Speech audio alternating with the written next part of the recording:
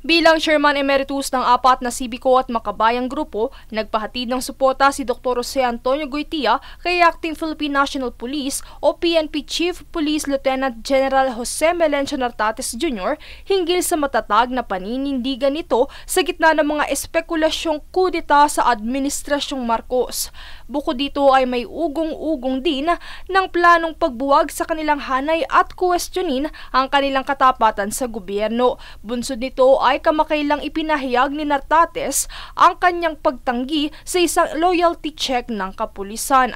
Anya, hindi na kailangan pa nito upang patunayan ang kanilang katapatan sa administrasyon.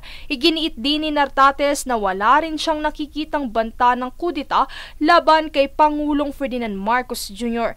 Ayon kay Goytia, ang tunay na katapatan ay hindi lamang sa salita, kundi pinapakita ito sa gawa.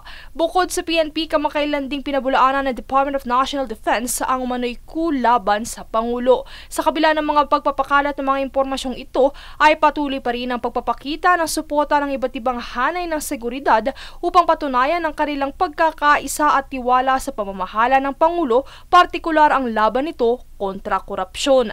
Matatandaan na simula ng maumpisahan ang investigasyon patungkol sa mga anomalyang flood control projects, gayon din ang pagkabuo ng Independent Commission for Infrastructures, bukod sa pagkasiwalat ng mga anomalya, kabi-kabilaan din ang tila away politika sa pagitan ng mga mambabatas. Kaugnay nito ang paglabas rin ng ilang mga ugong-ugong, gayon din ang mga mungkahing snap elections para sa umano'y espasyong clean slate sa pamahalaan. Sa pagtatapos na nawagan si Goytia sa publiko na magkaisa at magtulungan, gayon din ang magbigay ng suporta sa kapulisan sa halip na pagdudahan ng kanilang hanay. Princess Castro nag-uulat para sa Golden Nation Network.